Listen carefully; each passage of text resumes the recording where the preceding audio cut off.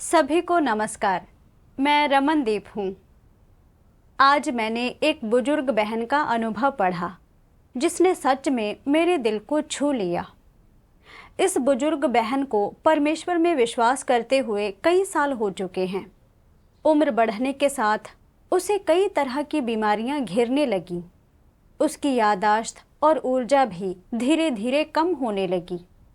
उसे चिंता सताने लगी कि अपनी ढलती उम्र के कारण वह अपना कर्तव्य नहीं निभा पाएगी और अब उसके उद्धार पाने की कोई उम्मीद नहीं बची है। इस बात ने उसे दुख में डुबो दिया। परमेश्वर के वचन पढ़कर उसने अपनी चिंताओं को कैसे दूर किया और कैसे सक्रिय रूप से अपना कर्तव्य निभाने और सत्य का अनुसरण करने लगी। आइए हम सब मिलकर इस बहन का लेख पढ़ते हैं।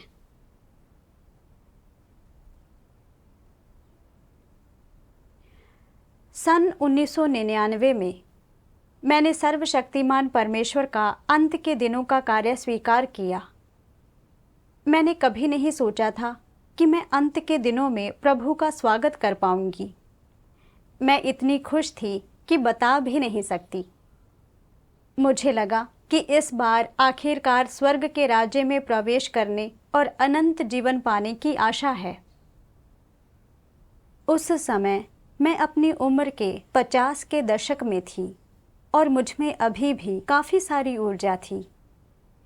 चाहे मैं कलीसिया की अगुआ के रूप में सेवा कर रही होती थी, सुसमाचार का प्रचार कर रही होती थी या नए विश्वासियों को सींच रही होती थी, मैं बहुत सक्रियता से कार्य करती थी और हर दिन बहुत ही तृप्तिदायक होता था। 2018 के अंत में मुझे अचानक चक्कर आने लगा।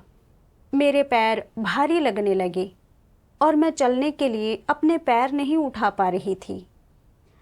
मैं समतल जमीन पर चलते हुए भी हमेशा ठोकर खाकर गिर जाती थी और अक्सर मेरे घुटनों और कोहनियों में खरोंच लग जाती थी जिससे खून बहने लगता था।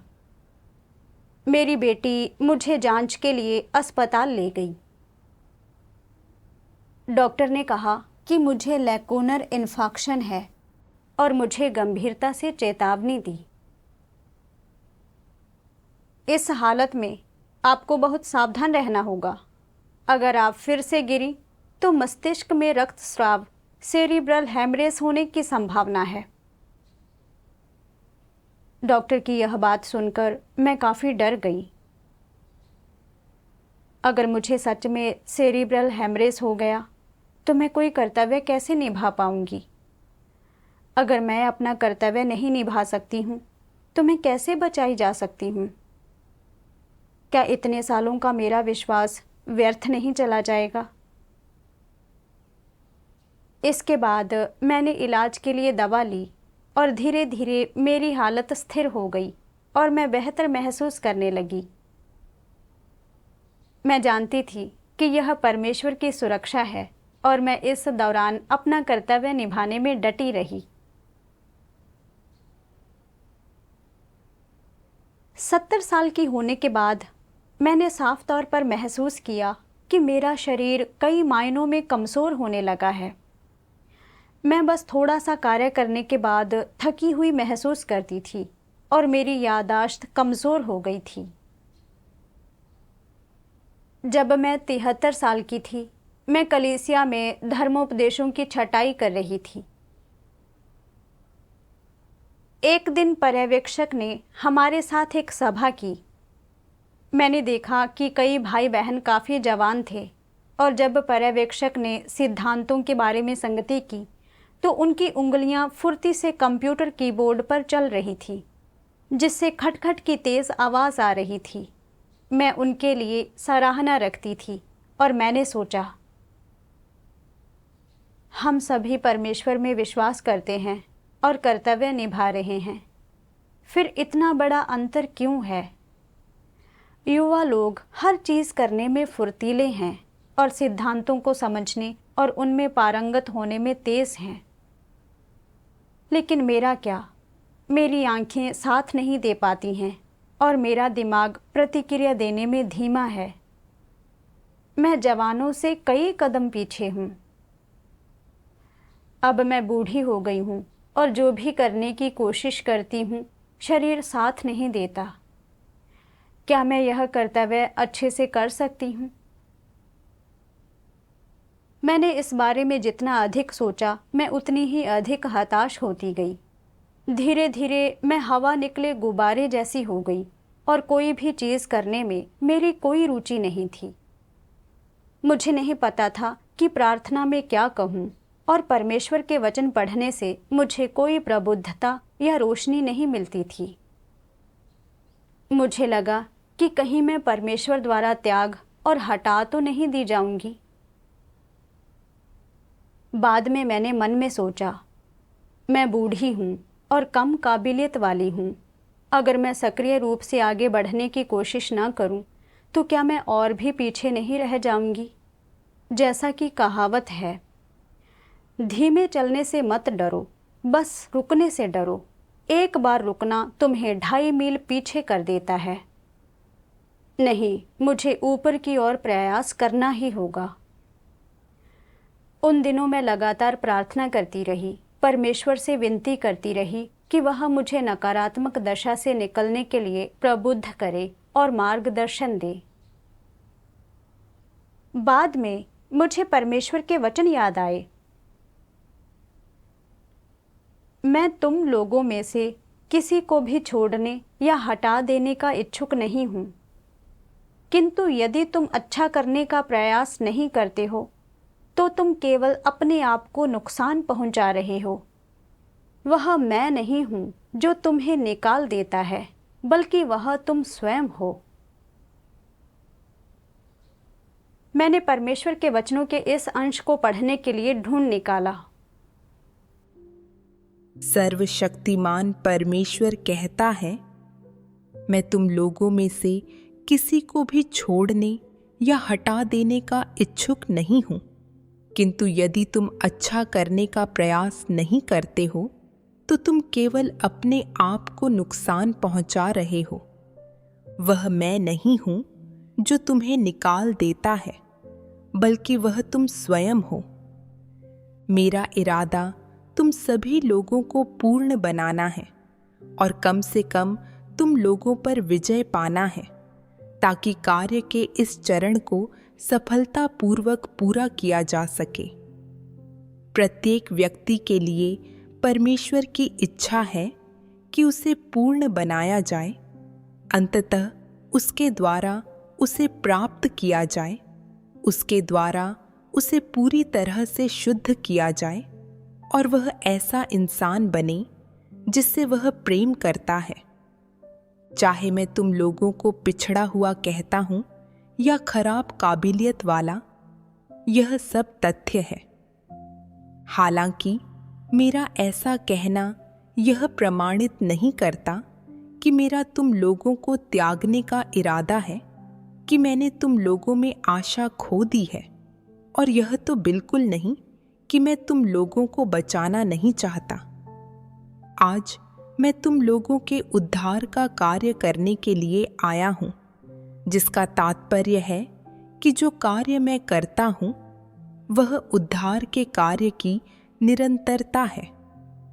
प्रत्येक व्यक्ति के पास पूर्ण बनाए जाने का अवसर होता है, बशर्ते तुम इच्छुक हो, बशर्ते तुम अनुसरण करते हो। अंत में तुम इस परिणाम को प्राप्त करने में समर्थ होगे और तुम में से किसी एक को भी छोड़ नहीं दिया जाएगा।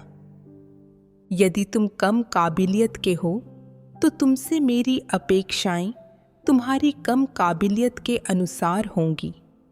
यदि तुम उच्च काबिलियत के हो तो तुमसे मेरी अपेक्षाएं तुम्हारी उच्च काबिलियत के अनुसार होंगी। यदि तुम अज्ञानी और निरक्षर हो तो तुमसे मेरी अपेक्षाएं इसी अनुसार होंगी। यदि तुम साक्षर हो तो तुमसे मेरी अपेक्षाएं तुम्हारे साक्षर होने के अनुसार होंगी। यदि तुम उम्र दराज हो तो तुमसे मेरी अपेक्षाएं तुम्हारी उम्र के अनुसार होंगी। यदि तुम मेज़बानी का कर्तव्य निभाने में सक्षम हो तो तुमसे मेरी अपेक्षाएं इसी अनुसार होंगी। यदि तुम कहते हो कि तुम मेज़बानी का कर्तव्य नहीं निभा सकते हो और केवल एक निश्चित भूमिका ही निभा सकते हो, चाहे वह सुसमाचार प्रचार का कार्य हो या कलीसिया की देखरेख करने का कार्य या अन्य सामान्य मामलों को करने का कार्य, तो मेरे द्वारा तुम्हारी पूर्णता भी उस कार्य के अनुसार होगी जो तुम करते हो। वफादार होना, बिल्कुल अंत तक समर्पण करना और परमेश्वर के प्रति सर्वोच्च प्रेम रखने का प्रयास करना, ये चीज़ें तुम्हें अवश्य हासिल करनी चाहिए। बस ये 3 चीज़ें और यही सर्वोत्तम अभ्यास हैं। अंततः लोगों से यह अपेक्षा की जाती है कि वे इन 3 चीज़ों को हासिल करें और जो इन्हें हासिल कर सकते हैं वे पूर्ण बनाए जाएंगे। किंतु इन सबसे ऊपर तुम्हें सच में अनुसरण करना होगा। तुम्हें सक्रियता से आगे और ऊपर की ओर बढ़ते जाना होगा और इस संबंध में निष्क्रिय नहीं होना होगा। परमेश्वर के वचन पढ़ने के बाद मेरा दिल बहुत रोशन हो गया। परमेश्वर चाहता है कि हर कोई बचाया जाए और पूर्ण बनाया जाए। जब तक हम सत्य का अनुसरण करते हैं, परमेश्वर हमें नहीं हटाएगा और अंत में हम सभी परमेश्वर द्वारा प्राप्त किए जा सकते हैं। परमेश्वर लोगों से उनकी अलग अलग काबिलियत के आधार पर मांग करता है और सबको एक ही लाठी से हाँकने के ढंग से लोगों के साथ पेश नहीं आता है। परमेश्वर बुजुर्गों से उन मानकों की अपेक्षा नहीं करता जिन्हें जवान हासिल कर सकते हैं। ना ही उसने यह कहा है कि वह लोगों को बूढ़े हो जाने पर नहीं बचाएगा। जब तक तुम सत्य का अनुसरण करने को तैयार हो, तुम्हारे पास बचाए जाने का मौका है। परमेश्वर इतना धार्मिक है। लेकिन मैंने परमेश्वर के इरादे को नहीं समझा। मैं मानती थी कि चूंकि युवा लोग सिद्धांतों को जल्दी समझ लेते हैं और अपने कर्तव्य निभाने में दक्ष होते हैं, इसलिए उनके पास बचाए जाने की अधिक संभावना है।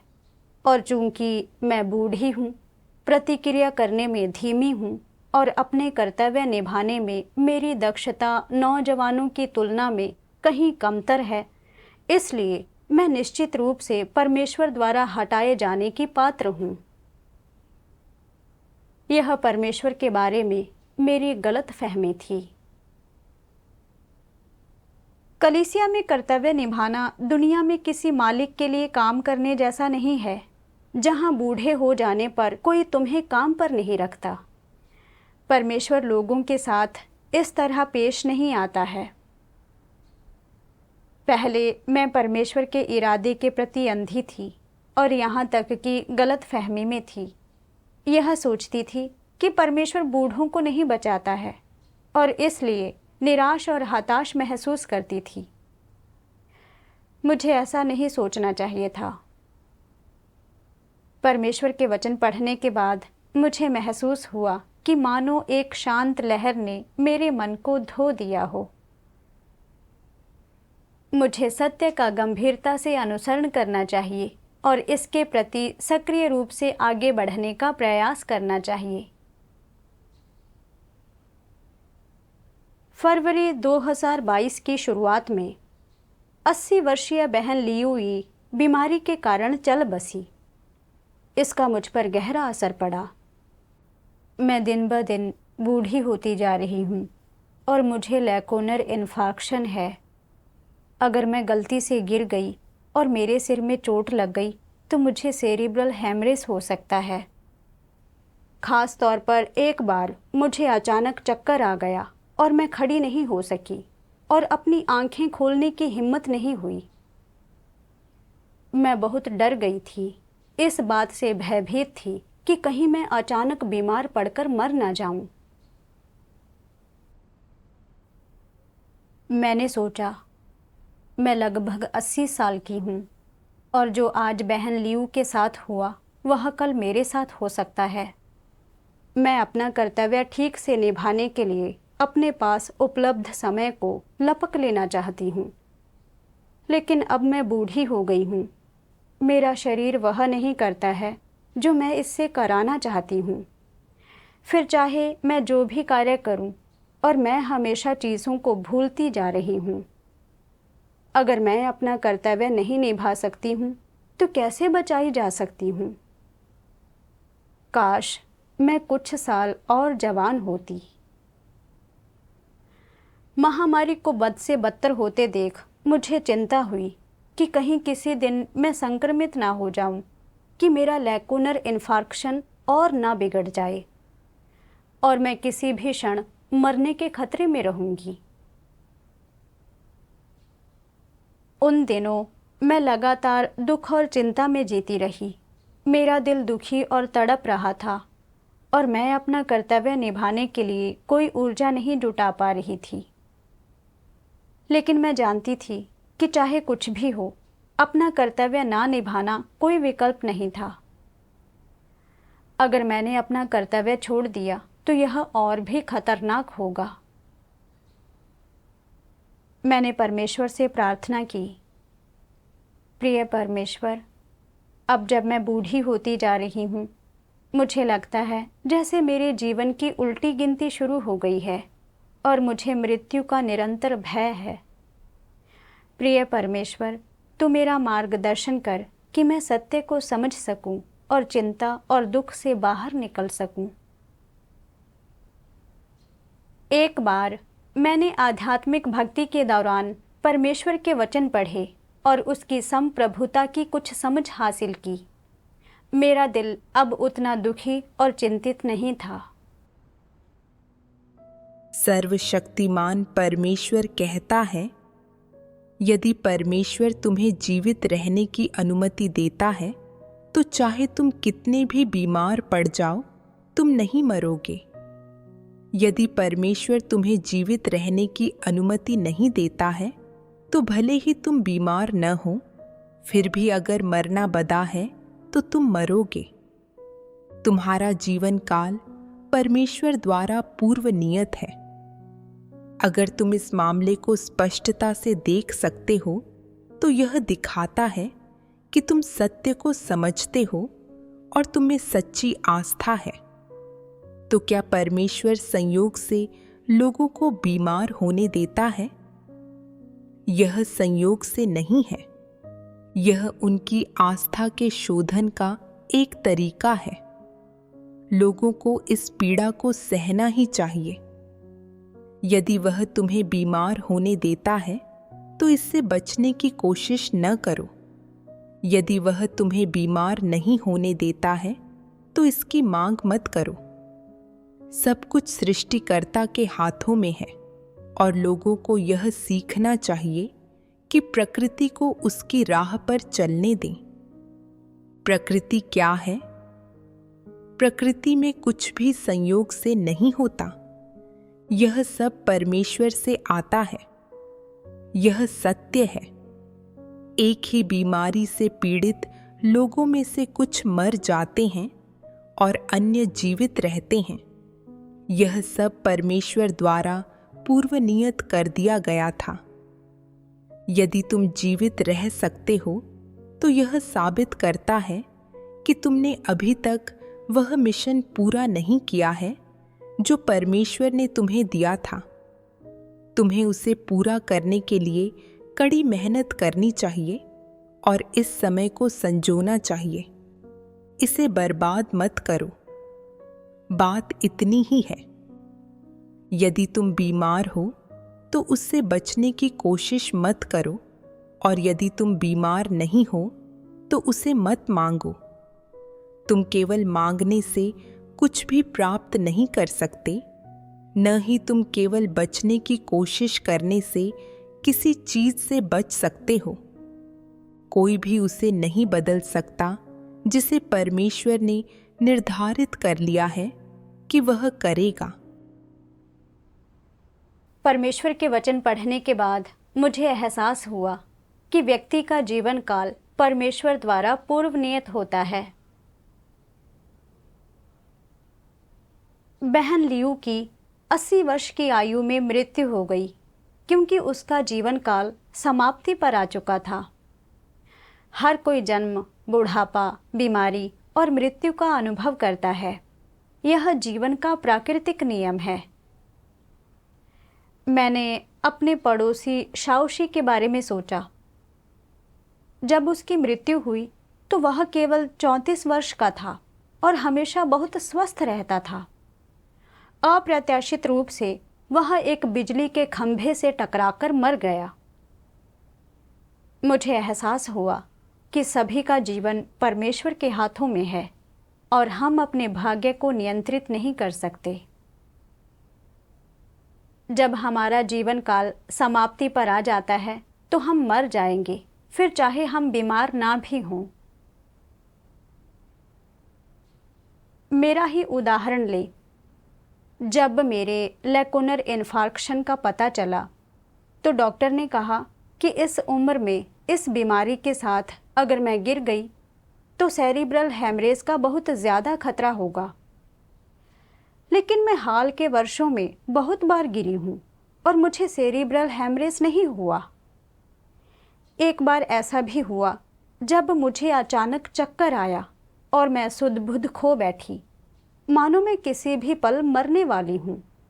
लेकिन एक दिन की बेचैनी के बाद मैं ठीक हो गई। अगर मेरा मिशन पूरा नहीं हुआ है तो मैं बूढ़ी और बीमार होने पर भी नहीं मरूंगी। अगर किसी दिन मेरी बीमारी सच में बढ़ जाती है तो यह वह पीड़ा है जो मुझे सहनी चाहिए। जब मेरे गुजरने का समय आएगा तो मैं परमेश्वर की संप्रभुता और आयोजनों के प्रति समर्पण करूंगी। मुझ में यही विवेक होना चाहिए।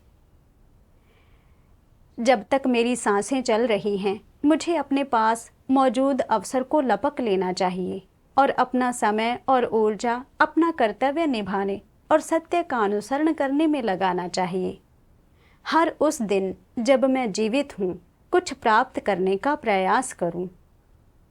मैं अब अपने दिन चिंता और घबराहट में नहीं बिता सकती हूँ।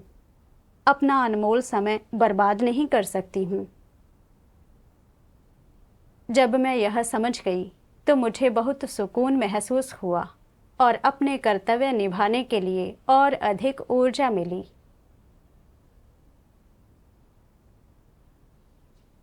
बाद में मैं कोविड-19 से संक्रमित हो गई और मेरी सेहत और याददाश्त और भी कमज़ोर हो गई। एक बार पर्यवेक्षक ने हमारे साथ सभा की और परमेश्वर के वचन पढ़े। उस समय मैंने परमेश्वर के वचनों का एक अंश पढ़ा जो मेरी दशा से बखूबी मेल खाता था और मैं बाद में इस अंश के बारे में संगति करना चाहती थी। लेकिन जब मैं पढ़ती गई तो मुझे पहले का मुख्य बिंदु याद नहीं रहा और जब हमने पढ़ना समाप्त किया और मैं उस अंश को खोजने के लिए वापस गई तो मैं उसे ढूंढ नहीं सकी। मैं इतनी चिंतित थी कि मेरी नाक के छोर पर पसीना आ गया। अंत में मैंने किसी तरह कुछ शब्द संगति में कहे, लेकिन वे असंगत थे। मुझे बहुत शर्मिंदगी महसूस हुई और मैं थोड़ी हताश और निराश हो गई। मैंने सोचा, अब जब मैं बूढ़ी हो गई हूँ तो मैं सच में किसी काम की नहीं रही।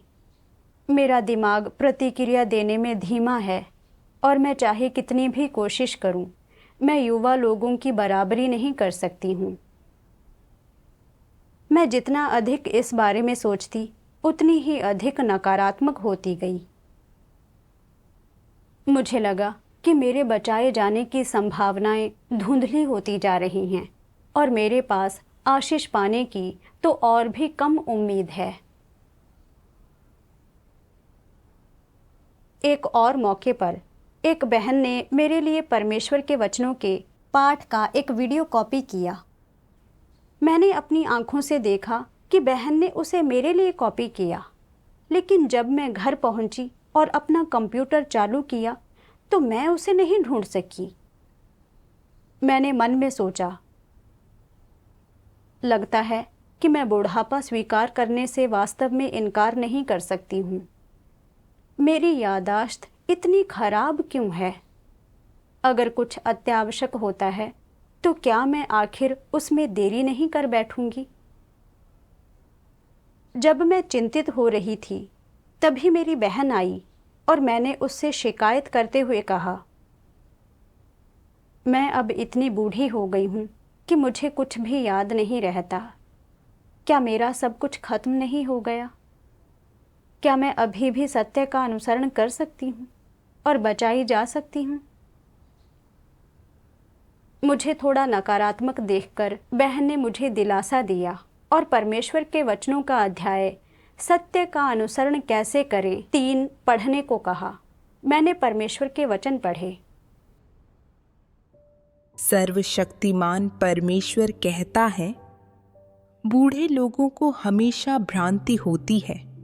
वे मानते हैं कि वे भ्रमित हैं, उनकी याददाश्त कमज़ोर है और इसलिए वे सत्य को नहीं समझ सकते। क्या यह तथ्य है? यूं तो युवा बूढ़ों से ज़्यादा ऊर्जावान और शारीरिक रूप से सशक्त होते हैं, मगर वास्तव में उनकी समझने, बूझने और जानने की क्षमता बूढ़ों के बराबर ही होती है। क्या बूढ़े लोग भी कभी युवा नहीं थे? वे बूढ़े पैदा नहीं हुए थे और सभी युवा भी किसी न किसी दिन बूढ़े हो जाएंगे। बूढ़े लोगों को हमेशा यह नहीं सोचना चाहिए कि चूंकि वे बूढ़े, शारीरिक रूप से कमज़ोर, अस्वस्थ और कमज़ोर याददाश्त वाले हैं, इसलिए वे युवाओं से अलग हैं। असल में कोई अंतर नहीं है। कोई अंतर नहीं है कहने का मेरा अर्थ क्या है? कोई बूढ़ा हो या युवा, उनके भ्रष्ट स्वभाव एक समान होते हैं। हर तरह की चीज़ को लेकर उनके रवैये और सोच एक समान होते हैं और हर तरह की चीज़ को लेकर उनके परिप्रेक्ष्य और दृष्टिकोण एक समान होते हैं। इसलिए ऐसा नहीं है कि बुजुर्ग लोगों के पास करने के लिए कुछ नहीं है या वे अपने कर्तव्य निभाने में असमर्थ हैं, और यह तो और भी कम सच है कि वे सत्य का अनुसरण करने में असमर्थ हैं। ऐसी कई चीज़ें हैं जो उन्हें करनी चाहिए। तुमने अपने जीवन काल में तमाम तरह के पाखंड और भ्रांतियाँ, साथ ही विभिन्न पारंपरिक विचार और धारणाएं, मूर्खतापूर्ण और ज़िद्दी चीज़ें, रूढ़िवादी चीज़ें, तर्कहीन चीज़ें और विकृत चीज़ें जमा कर ली हैं। इनका तुम्हारे दिल में बहुत अधिक ढेर लग गया है।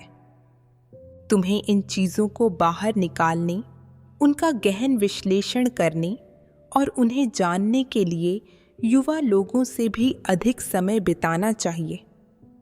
ऐसा नहीं है कि तुम्हारे पास करने के लिए कुछ नहीं है। जब तुम खाली होते हो तो तुम व्यथित, चिंतित और परेशान हो जाते हो, जो न तो तुम्हारा काम है और न ही तुम्हारी जिम्मेदारी। अव्वल तो बड़े बूढ़ों की सही मानसिकता होनी चाहिए। भले ही तुम्हारी उम्र बढ़ रही हो और शारीरिक रूप से तुम थोड़ा बहुत बूढ़े हो, फिर भी तुम्हारी युवा मानसिकता होनी चाहिए। यूं तो तुम बूढ़े हो रहे हो, तुम्हारी सोचने की शक्ति धीमी हो गई है और तुम्हारी याददाश्त कमज़ोर है। फिर भी अगर तुम खुद को जान सकते हो, मेरी बातें समझ सकते हो और सत्य को समझ सकते हो, तो इससे साबित होता है कि तुम बूढ़े नहीं हो और तुम्हारी काबिलियत कमज़ोर नहीं है। अगर कोई 70 या 80 की उम्र में होकर भी सत्य को नहीं समझ पाता, तो यह दिखाता है कि उसका आध्यात्मिक कद बहुत ही छोटा है और इसमें कमी है। इसलिए सत्य की बात आने पर उम्र असंगत होती है। परमेश्वर के घर में और सत्य की उपस्थिति में क्या बड़े बूढ़े लोग एक खास समूह होते हैं? नहीं, बिल्कुल नहीं।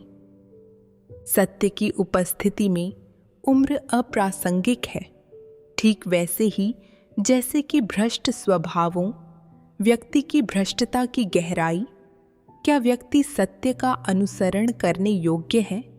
क्या व्यक्ति उद्धार प्राप्त कर सकता है?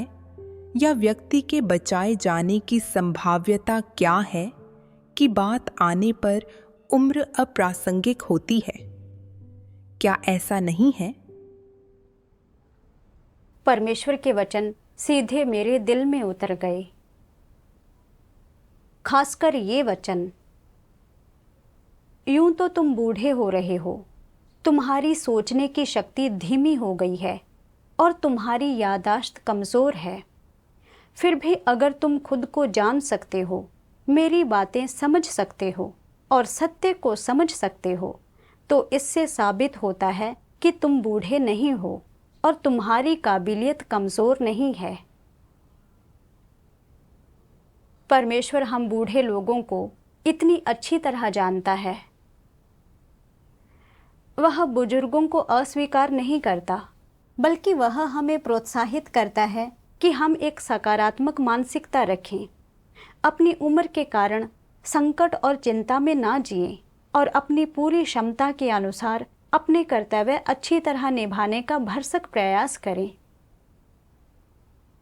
परमेश्वर के वचनों ने मुझे अभ्यास का एक मार्ग दिया और मैंने कुछ आशा देखी। मैं हमेशा यह मानती थी कि जवानों की काबिलियत अच्छी होती है, वे सत्य को जल्दी समझते हैं, अपना कर्तव्य निभाने में दक्ष होते हैं और इसलिए उनके पास उद्धार की अधिक आशा होती है। दूसरी ओर उम्र बढ़ने के साथ मेरी सारी शारीरिक क्रियाएं ढलती जा रही हैं। मेरी याददाश्त कमज़ोर है, मैं सत्य को समझने में धीमी हूँ और किसी भी चीज़ की गति के साथ तालमेल नहीं बिठा पाती हूँ। खासकर कोविड-19 से संक्रमित होने के बाद मेरी याददाश्त और ख़राब हो गई और मुझे लगा मानो मैं बेकार हूँ। मेरे पास आशीष प्राप्ति की कोई उम्मीद नहीं है। मैं संकट और चिंता की नकारात्मक भावनाओं में जीती रही, जिससे न केवल मेरे अपने जीवन प्रवेश में बाधा आई, बल्कि मेरे कर्तव्य में भी रुकावट आई। मैंने देखा कि नकारात्मक भावनाओं में जीना कितना हानिकारक है और मुझे सकारात्मक और सक्रिय रूप से सत्य की ओर आगे बढ़ने का प्रयास करना था। यूं तो मैं बूढ़ी हूँ, समझने में धीमी हूँ और मेरी याददाश्त कमज़ोर है, लेकिन ऐसा नहीं है कि मैं सत्य को बिल्कुल भी नहीं समझ सकती हूँ और मैं इतनी भी बूढ़ी नहीं हूँ कि परमेश्वर के वचनों को ना समझ सकूँ। मुझे अपने सीमित समय को संजोना चाहिए और अपने भ्रष्ट स्वभावों को बदलने के लिए सत्य का अनुसरण करना चाहिए। मुझ में अभी भी बहुत से ऐसे भ्रष्ट स्वभाव हैं जिन्हें मैंने उतार नहीं फेंका है और बहुत से ऐसे दृष्टिकोण हैं जिन्हें पूरी तरह बदलने की ज़रूरत है। जब तक मैं सत्य का अनुसरण करना नहीं छोड़ती, मेरे पास उद्धार पाने का मौका है। सत्य लोगों के साथ अनुचित रूप से पेश नहीं आता है। जब मैं यह समझ गई तो मेरा दिल सहज हो गया। इसके बाद के दिनों में मैं लगातार इस बात पर विचार करती रही कि मुझे निरंतर यह भय क्यों था कि कर्तव्य निभाने के लिए बहुत बूढ़ी होने के कारण मैं बचाई नहीं जा सकूंगी। कौन सा भ्रष्ट स्वभाव मुझ पर हावी हो रहा था? मैंने परमेश्वर के ये वचन पढ़े। सर्वशक्तिमान परमेश्वर कहता है, सभी लोग आशीषें, पुरस्कार और मुकुट पाने के लिए परमेश्वर में विश्वास करते हैं, क्या हर व्यक्ति के दिल में यह इरादा नहीं होता? वास्तव में हर व्यक्ति के दिल में यही होता है। यह एक तथ्य है। आशीषें प्राप्त करने के इस इरादे के बिना तुम लोगों को कैसा महसूस होगा? तुम किस रवैये से अपना कर्तव्य निभाओगे और परमेश्वर का अनुसरण करोगे? यदि आशीषें प्राप्त करने का यह इरादा जो उनके दिलों में छिपा है पूरी तरह से समाप्त कर दिया जाए तो लोगों का क्या होगा? यह संभव है कि बहुत से लोग नकारात्मक हो जाएंगे। कुछ लोग अपने कर्तव्यों में उत्साहहीन हो जाएंगे और परमेश्वर में अपने विश्वास में रुचि खो देंगे। वे ऐसे लगने लगेंगे जैसे उन्होंने अपनी आत्मा खो दी हो और ऐसा प्रतीत होगा जैसे उनके दिल छीन लिए गए हों। इसीलिए मैं कहता हूँ कि आशीषें प्राप्त करने का इरादा कुछ ऐसा है जो लोगों के दिलों में गहराई से छिपा हुआ है। शायद अपना कर्तव्य करते हुए या कलीसिया का जीवन जीते हुए उन्हें लगता है कि उन्होंने कुछ सत्य समझ लिए हैं और वे अपने परिवारों को त्यागने और खुद को खुशी खुशी परमेश्वर के लिए खपाने में सक्षम हैं। अब उन्हें आशीष प्राप्त करने के अपने इरादे का ज्ञान है। वे इस इरादे को छोड़ चुके हैं और अब उससे नियंत्रित या बाधित नहीं होते। फिर वे सोचते हैं कि उनमें अब आशीष पाने का इरादा नहीं रहा, लेकिन परमेश्वर ऐसा नहीं सोचता है। लोग मामलों को केवल सतही तौर पर देखते हैं। परीक्षणों के बिना वे अपने बारे में अच्छा महसूस करते हैं। अगर वे कलीसिया नहीं छोड़ते या परमेश्वर के नाम को नहीं नकारते और परमेश्वर के लिए खुद को खपाने में लगे रहते हैं, तो वे मानते हैं कि वे बदल गए हैं। उन्हें लगता है कि वे अब अपने कर्तव्य निर्वहन में अपने उत्साह या क्षणिक आवेगों से संचालित नहीं होते हैं। इसके बजाय वे मानते हैं कि वे सत्य का अनुसरण कर सकते हैं, अपना कर्तव्य करते हुए लगातार सत्य की तलाश और अभ्यास कर सकते हैं, ताकि उनके भ्रष्ट स्वभाव शुद्ध हो सकें और वे कुछ वास्तविक बदलाव हासिल कर सकें। लेकिन जब सीधे उनकी मंजिल और परिणाम से संबंधित कोई बात हो जाती है, तो उनकी अभिव्यक्तियां क्या होती हैं? उनकी सच्चाई पूरी तरह से प्रकट हो जाती है। तो आखिर में जहां तक लोगों की बात है, क्या यह परिस्थिति उद्धार और पूर्णता की है या प्रकट किए जाने और हटाए जाने की? क्या यह अच्छी बात है या बुरी बात? सत्य का अनुसरण करने वालों के लिए इसका अर्थ उद्धार और पूर्णता है, जो अच्छा है। सत्य का अनुसरण न करने वालों के लिए इसका अर्थ है प्रकट किया जाना और हटाया जाना, जो बुरा है। परमेश्वर के वचनों पर मनन करते हुए मैंने उन्हें खुद से जोड़ा। मैं परमेश्वर में इसलिए विश्वास करती थी क्योंकि मैं आशीष पाना चाहती थी। कार्य के इस चरण को स्वीकार करने के बाद मैंने उत्साहपूर्वक खुद को खपाया और कलीसिया द्वारा सौंपे गए हर कर्तव्य को निभाने में अपना सब कुछ लगा दिया। कभी भी दुख या थकान महसूस नहीं की। कभी कभी मैंने बड़े जोखिम में परमेश्वर के वचनों की किताबें स्थानांतरित की, लेकिन मैं डरी नहीं। 2018 में लैकुनर इन्फार्क्शन होने पर भी मैंने अपने कर्तव्य निभाना बंद नहीं किया।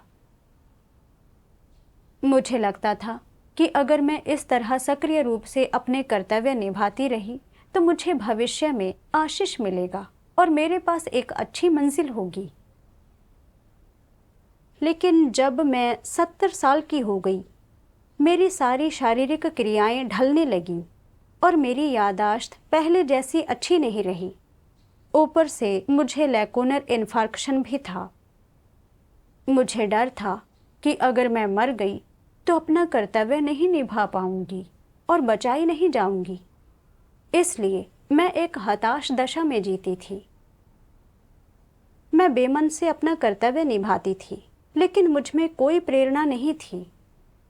खासकर जब मुझे कोविड-19 संक्रमण हुआ और मैंने देखा कि मेरी सेहत और याददाश्त पहले से भी बदतर हो गई हैं, तो उसके बाद मुझे लगा कि मेरे पास आशीष पाने की कोई उम्मीद नहीं है और मैं एक अच्छी मंजिल हासिल नहीं कर सकती हूँ।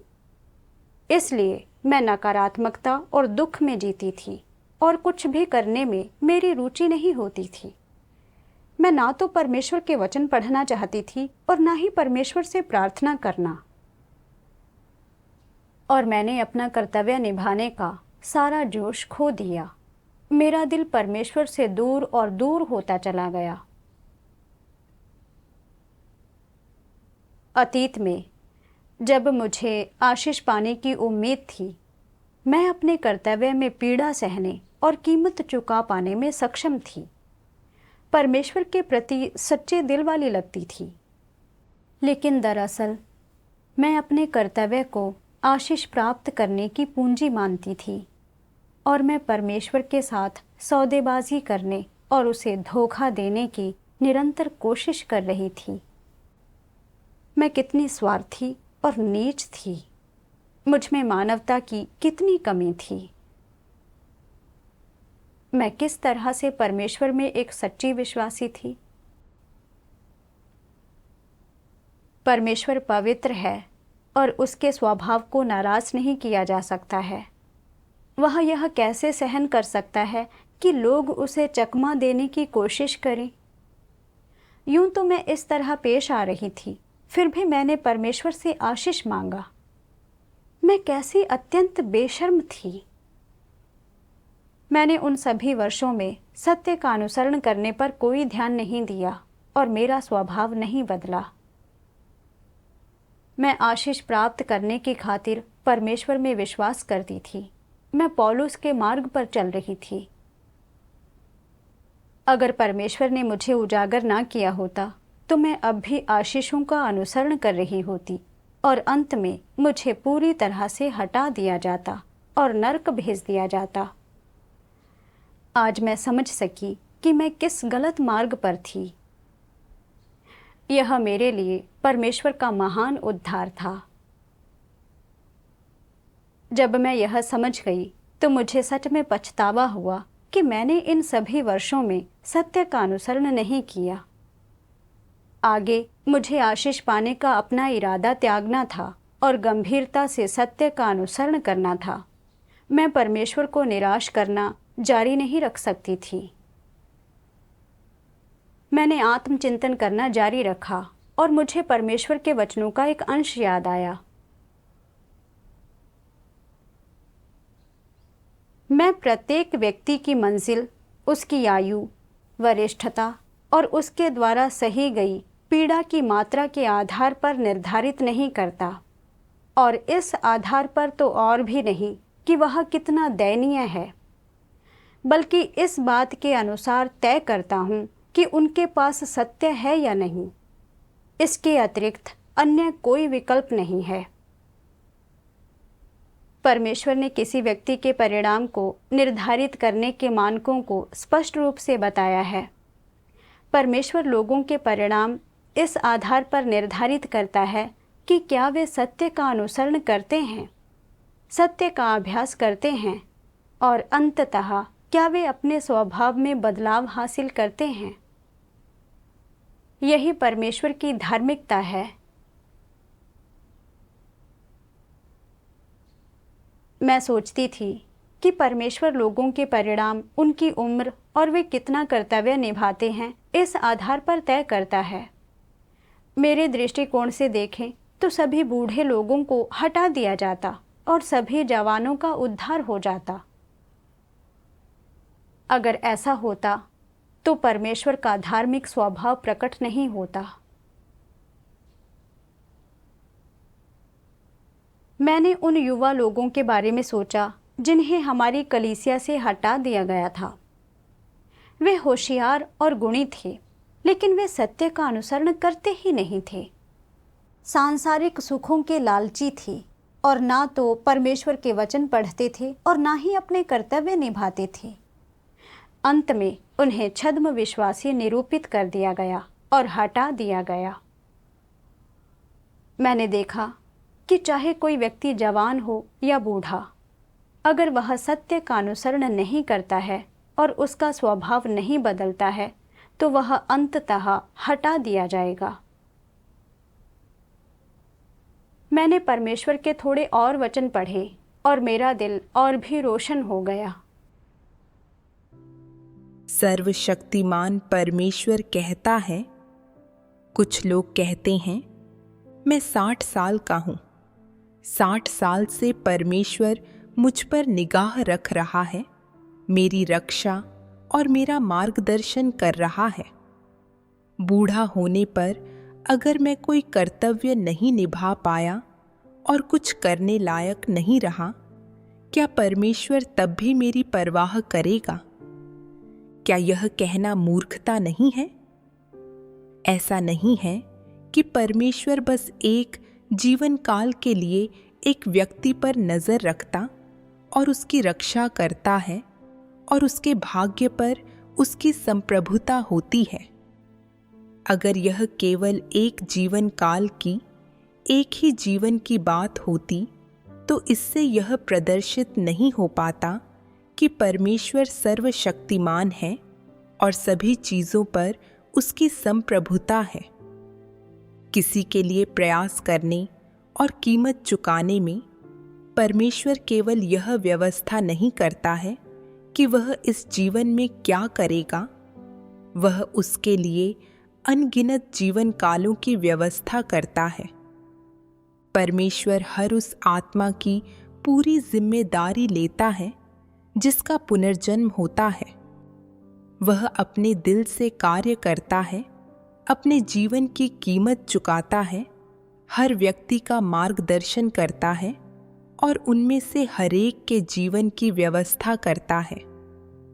यह देखते हुए कि परमेश्वर मनुष्य की खातिर इतना प्रयास करता है और इतनी कीमत चुकाता है और मनुष्य को ये सभी सत्य और यह जीवन प्रदान करता है, यदि इन अंतिम दिनों में लोग सृजित प्राणियों का कर्तव्य नहीं निभाते हैं और सृष्टिकर्ता के सामने नहीं लौटते हैं, यदि चाहे वे कितने भी जीवन और पीढ़ियों से गुजरे हों, वे अंततः अपने कर्तव्यों को अच्छे ढंग से निभाने और परमेश्वर की अपेक्षाओं को पूरा करने में असफल रहते हैं, तो क्या परमेश्वर के प्रति उनका ऋण बहुत ज़्यादा नहीं हो जाएगा?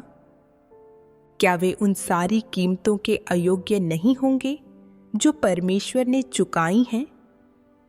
उनमें ज़मीर का इतना अभाव होगा कि वे इंसान कहलाने लायक नहीं रहेंगे, क्योंकि परमेश्वर के प्रति उनका ऋण बहुत बड़ा हो जाएगा। तो अब तुम लोगों को क्या करना चाहिए?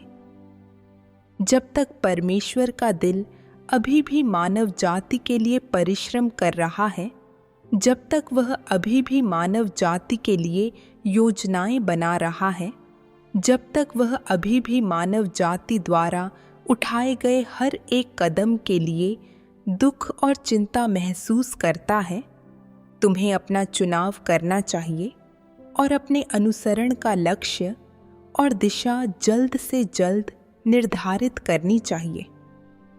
परमेश्वर के विश्राम का दिन आने तक अपनी योजनाएं बनाने का इंतज़ार मत करो, या केवल उस समय वास्तव में उदास, खेद, गहरा दुख और पछतावा महसूस मत करो।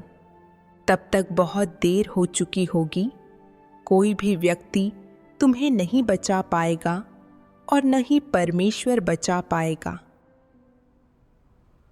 परमेश्वर के वचन पढ़ने के बाद मैं बहुत द्रवित हो गई। परमेश्वर हमेशा लोगों की रखवाली और सुरक्षा करता रहा है और हमेशा उनकी अगुवाई करता रहा है। मनुष्य के उद्धार के लिए परमेश्वर ने जो कीमत चुकाई है वह बहुत बड़ी है। मेरा ही उदाहरण ले लो। मैं सिर्फ एक साधारण गृहिणी हूँ। मैं एक निर्धन परिवार में पली बढ़ी और मेरा कोई आदर नहीं करता था, इसलिए मैं हीन भावना के साथ जीती थी। परमेश्वर ने अंत के दिनों का अपना कार्य स्वीकार करने और कलीसिया में कर्तव्य निभाने की अनुमति देकर मुझ पर अनुग्रह किया है। मुझे बचाए जाने का अवसर प्राप्त करने दिया है। परमेश्वर मेरी भ्रष्टता प्रकट करने के लिए माहौल आयोजित करता रहा है, अपने वचनों का उपयोग करता रहा है ताकि मुझे प्रबुद्ध करे और मेरी यह मदद करे कि मैं खुद को जानूं और कुछ सत्यों को समझूं। जब मैं बूढ़ी हो गई तो मुझे विश्वास हो गया कि चूंकि मेरी प्रतिक्रियाएं बहुत धीमी थीं और मैं कोई कर्तव्य नहीं कर सकती थी, इसलिए मैं बचाई नहीं जा सकती हूँ और इसलिए मैं एक नकारात्मक दशा में जीती रही। लेकिन परमेश्वर ने फिर भी मुझे सत्य को समझने के लिए प्रबुद्ध किया और संकट और चिंता की नकारात्मक भावनाओं से बाहर निकलने में मेरी मदद की। वह थोड़ा थोड़ा करके मुझे सत्य का अनुसरण करने के मार्ग पर ले आया। परमेश्वर ने मेरे लिए अपना इतना अधिक हृदय का खून बहाया है। मैं परमेश्वर के वचनों पर मनन करते हुए रो पड़ी। ऐसा महसूस हुआ कि मैं अंतरात्मा और विवेक से बिल्कुल विहीन हूँ। मैंने इन सभी वर्षों में ईमानदारी से सत्य का अनुसरण ना करके वास्तव में परमेश्वर को निराश किया था और बहुत सारे पछतावे छोड़ दिए थे। अब परमेश्वर का कार्य अभी समाप्त नहीं हुआ है और वह अभी भी लोगों को बचाने के लिए कार्य कर रहा है। मुझे अपना सारा समय और ऊर्जा सत्य का अनुसरण करने, अपने भ्रष्ट स्वभावों का समाधान करने और अपना कर्तव्य निभाने में लगाना चाहिए। मुझे उस हद तक अपना कर्तव्य अच्छे से निभाना चाहिए जिस हद तक मैं निभा सकती हूँ, और अब परमेश्वर को मेरे लिए और अधिक परेशान और चिंतित नहीं करना है। अब मैं 2 समूहों की सभाओं के लिए जिम्मेदार हूँ। जब मैं किसी ऐसे भाई या बहन को देखती हूँ जो खराब दशा में है या जिसे कोई कठिनाई है, तो मैं समस्याएं हल करने में उसकी मदद करने के लिए परमेश्वर के प्रासंगिक वचन खोजती हूँ। जब मैं देखती हूँ कि उसकी समस्याएं थोड़ी सी हल हो गई हैं, तो मैं वास्तव में खुशी महसूस करती हूँ। जब मेरे पास समय होता है तो मैं अनुभवजन्य गवाही लेख लिखने और सुसमाचार का प्रचार करने में भी खुद को प्रशिक्षित करती हूँ और मैं अपनी पूरी क्षमता से अपना कर्तव्य निभाती हूँ। इस तरह से जीने से मैं प्रतिदिन बहुत तृप्त और सहज महसूस करती हूँ। सर्वशक्तिमान परमेश्वर को उसके उद्धार के लिए धन्यवाद। तो यह लेख यहीं पर समाप्त होता है। इसे सुनकर आपने क्या समझ हासिल की? बेझिझक टिप्पणी करें। देखने के लिए धन्यवाद और अगली बार मिलते हैं।